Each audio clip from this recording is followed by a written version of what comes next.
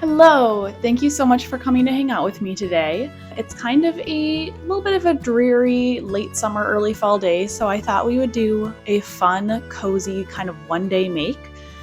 I mean, I hope I can make it in one day, we'll see. So you'll have to watch until the end of the video to see if I actually accomplish this in one day. But what I thought we'd make today is a couple of new aprons. So I'm definitely an apron person. Anytime I'm in the kitchen, regardless of what I'm doing, I have an apron on. And that's mostly because I hate the feeling of when you lean up against the counter and there's water you didn't see and it like soaks your shirt. I despise that feeling. So anytime I'm doing anything in there, I have an apron on just to keep that feeling at bay. The issue is both of my aprons are a little low coverage. They're more of your classic kind of like just like your front aprons. And I am looking for something that's a little more full coverage, kind of like heavy duty aprons.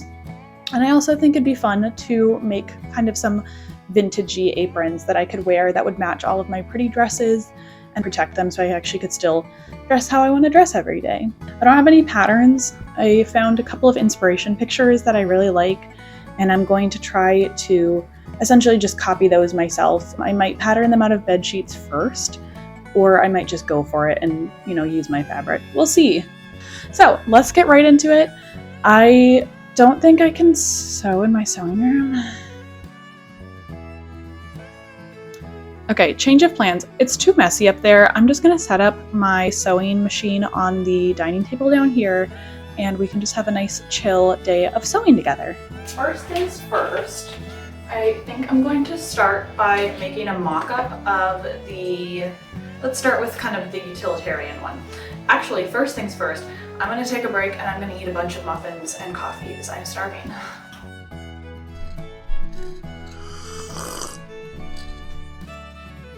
I have this old bed sheet, and I think I'm just gonna start by trying to take some measurements of myself. Here is the inspiration photo of what I am working on. So as you can see, it's a full apron in the front and a full apron in the back, and then it ties together on the sides. So what I think needs to happen is the top half of the front and back are essentially going to be one rectangle with a hole cut out for my head, and then it slides over the top and goes over the front and back, and then another two rectangles are sewn in a ruffle at the bottom of that. So if you opened it up, I think it would literally just look like almost one giant rectangle with a hole in the head. I feel like it's very Greek, like ancient Greek chiton style. So yeah, I think I'm gonna try to take some measurements, see how big of a rectangle I need to cut out for the top, and then we will go from there. So if I want it to go from essentially my waist back to my other side of my waist, that'd be about here to here, and that would be about 35 inches that it needs to be long. So yeah, I kind of just wanted to take this month's video to be a time to, hang out, make something that I actually have been thinking, that I've actually needed to be using in the past couple months or so. So I do enjoy videos where it's just kind of frivolous decorative items, but it's also really nice sometimes to be making items that I know are going to be serving a purpose and solving a problem for me. Let's get the measurement across the shoulders. This is super not legit either. Like, if my old costume professor saw this, she'd shoot me. Okay, let's make it 35 by 14 and we'll see where that takes us.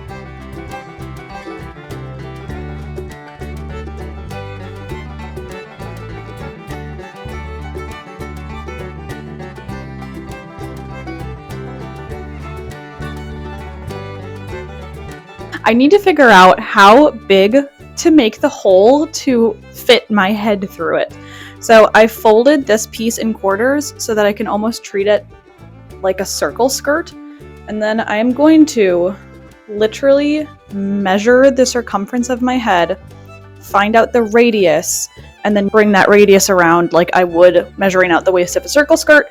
And that should make the hole big enough, if I add just a little bit of extra for some leeway. So I'm not putting any seam allowance on this mock-up just because I don't feel like doing that because I'm not going to bother to hem the whole mock-up. So I will need to remember when I'm cutting out the actual pieces, I will need to add seam allowance around these. So don't let me forget that. This is maybe one of the weirder things that I've done, which doesn't really mean much, but all right, so this is difficult because I have a half bun. My hair's up in a half bun in the back. So my head is 22.5 inches around. Why does that seem so big? Like, I don't know how I can reconcile the fact that my head is that. Like, I know circumference is a lot bigger, but like, dang. So my actual circumference of my head is 22.5. To make the radius easier to measure, so if the circumference is 22.5, that would make the radius about like 3.52, I think it said. So to give myself some more space and to make the radius easier to measure, I'm going to use a 4-inch radius, which will give me just over a 25-inch circumference, which should give me enough leeway to still put this apron on over my head without catching, like if my hair is up or I have earrings on, without catching any of that stuff. So I'm going to go ahead and cut this out and see if my janky math worked.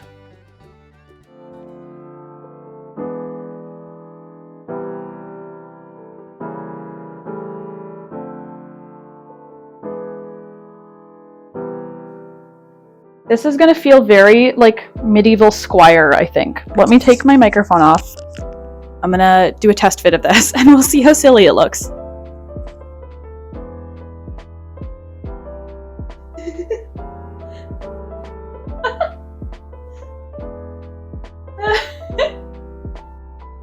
Okay, so this looks really super silly. I think what I'll need to do is add a bit of curve here, again, to accommodate for, because what I don't like is not having my whole bust area covered. So I'm going to, I think, try this again, but maybe add, like, almost make it an inverted, like almost like an hourglass shape to see if that helps at all.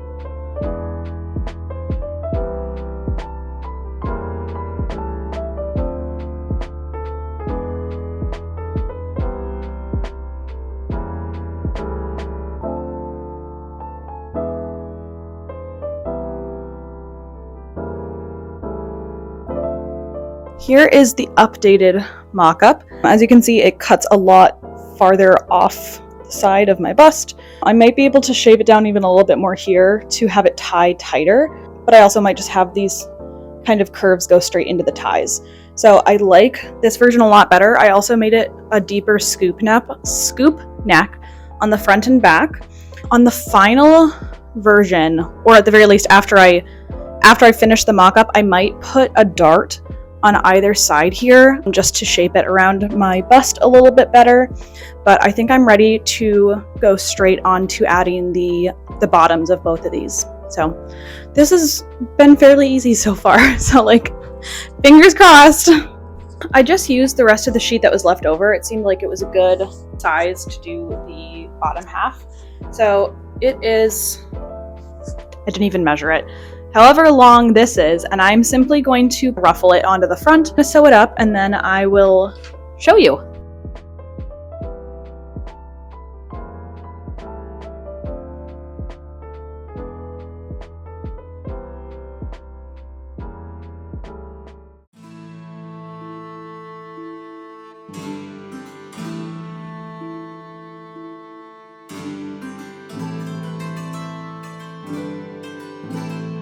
Okay, shoot. Shoot. Shoot. You're ridiculous. You are. Yes.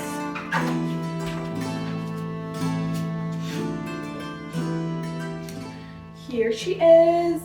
I think she's adorable. And I think it's actually a really good size. I might bring the waist up a little bit on the final one. So it's gonna tie on the side here. Obviously it'll have another panel on the back. And then I'll tie on the side, and then I'll put some darts here, and I might bring the shoulders in a little bit, just to make it a little more form-fitting. But overall, I love it. So I'm gonna go ahead and just get started on cutting out the actual fabric for this.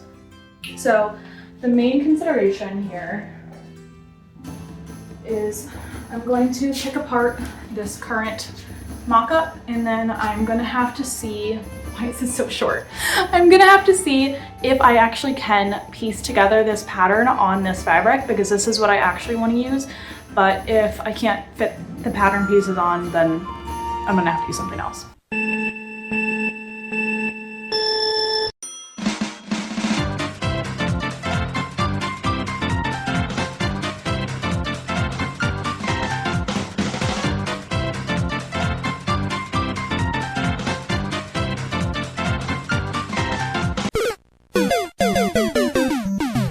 After I cut out all of the pieces of my good fabric, I started stitching it up in the exact same way that I stitched together my mock-up.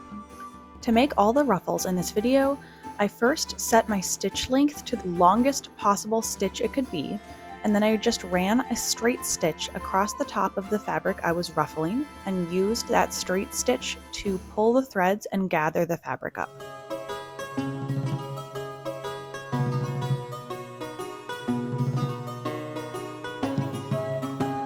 Once I had finished ruffling the skirt pieces, I pinned them right sides together with the bib, and using a straight stitch, I attached them.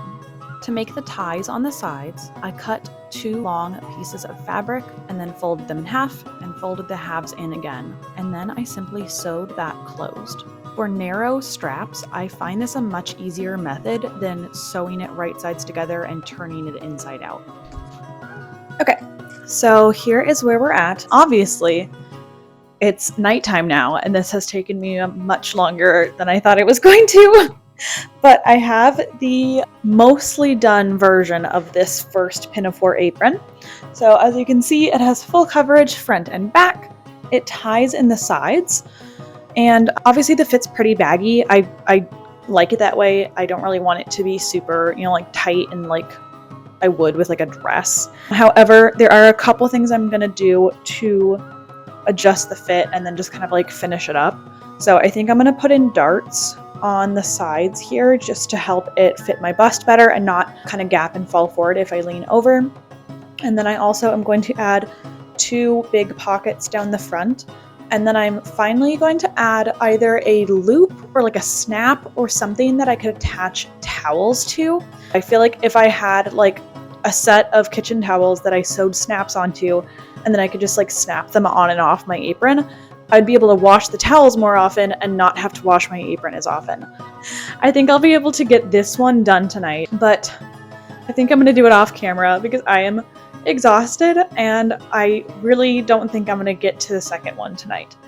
Welcome to day 2 of my 1-day apron make.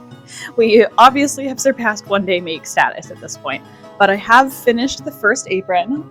So I did add some darts. Don't look too closely at them because they're pointing like different directions, but much like the bust, they are sisters and not twins.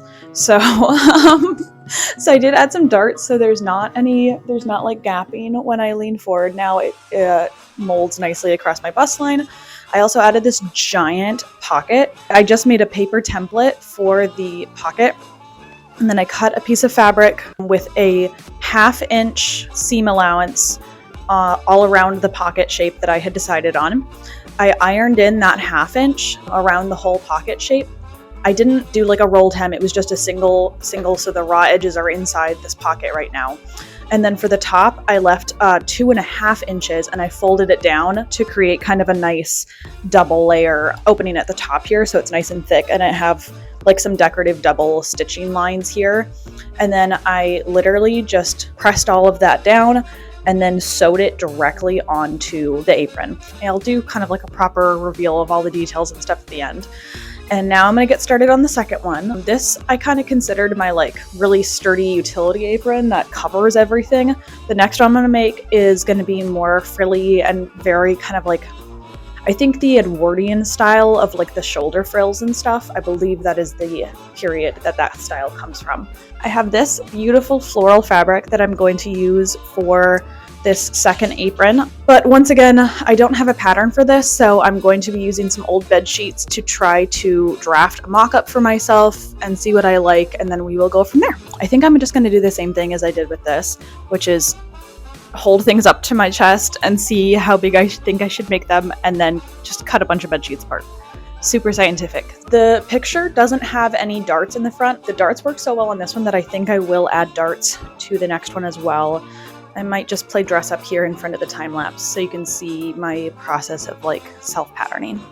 To make the mock-up for this second apron, I started with simply a square of fabric pinned to two 1-inch long straps, and then I placed it up to my front and started nipping and tucking and pinning where I wanted those darts to be and where I thought the fit could be taken in better. This is the final mock-up piece that I ended up with for this second apron. You can see where the darts are and also where the seam allowances are, marking that blue chalk line. Once I had finished the mock-up of the bib portion, I rolled it up until it hit my natural waist and pinned it so I knew where to attach the waistband. Then it was time for more coffee and muffins to prepare myself to sew together the final version of this apron.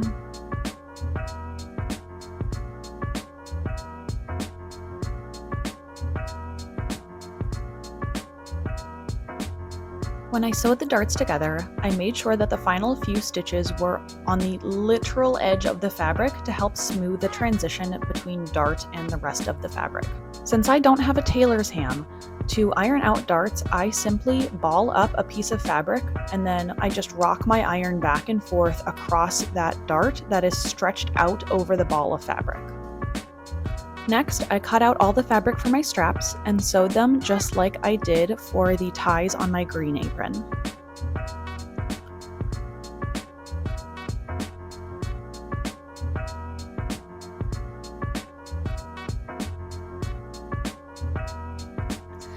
Okay, boy howdy, am I getting tired. But here is the bib. So the idea is that it'll cross in the back like this. So these crossbody straps will be sewn to the waistband here. And then to get it off, you have to kind of take it off over your head through the cross straps. So I have the darts sewn in to help fit it better. And then I have these straps sewn onto the side. So they're 1-inch straps that I made. I sewed them down on the inside, but not on the outside. So later I can insert some ruffles there. Now here comes the actual fun part, because now I get to pull out my serger. So for the skirt portion of this second apron, I am going to serge the top of this big panel of fabric. I hemmed both of the sides just with like a 1/2-inch seam allowance with a rolled hem. Now I am going to serge the top of it, and then I'm going to run a straight stitch across the top, gather it slightly, and sew it onto the waistband of the bib front that I've already made. So there's a lot of different ways you could do this. You could rolled hem it. You could use a zigzag stitch as kind of like a faux overlock stitch, or you could just gather it raw and then encase it within the waistband itself, because most waistbands are a folded over piece of fabric. So what a lot of people like to do is actually to essentially stick the ruffle up into that waistband and then sew it closed with the ruffle inside of it. Technically, that's the more correct way to do it, but I don't like doing it because I feel like it makes it look lumpy. So I'm going to serge it so that it doesn't fray. I'll gather it and then I'll just sew it straight onto the back of the waistband so it has more thickness of waistband to help smooth it out on the back. I feel like I'm getting delirious from how long this is taking me, because I have now worked like 2 straight full days on these aprons. I have watched more Doomsday Preppers than I know what to do with at this point. I am learning so many tools of survival. I think I'd survive the apocalypse now.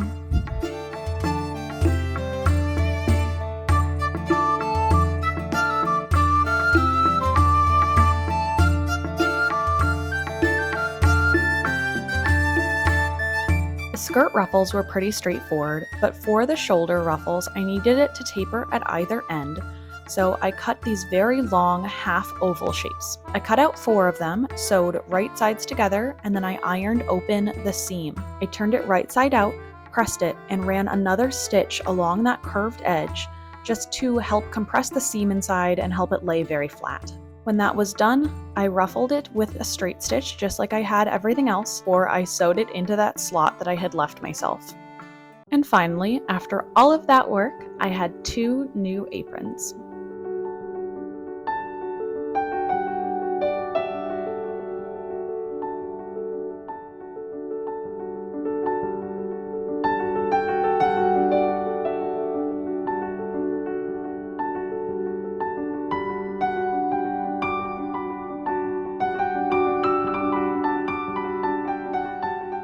All right. Well, thank you so much for joining me on my apron sewing adventure. I really like how they turned out. I think that this green one is my favorite. It is so comfortable and I feel like it protects all of my clothing so well. I do really like this one as well, the floral one. I do wish I'd made it a little bit longer. I might swap out the bottom ruffle for something a little bit chunkier, maybe like a 5-inch ruffle instead, just to give it a little extra length. I feel like it falls at kind of a weird spot on my front right now. But other than that, they both fit really well, and I'm surprised that I was able to make them fit so well without a pattern. And I'm so excited to have a couple new aprons to add to my kitchen collection. So I've already actually used the green one. I was having to hold off on using them in the kitchen until I filmed the reveal shots, because knowing me, I would probably have stained one of them before I could actually film the reveal shots. But I really enjoyed this. It was not necessarily an easy project, but it was definitely less time consuming and less energy consuming than some of the projects I've done in the past.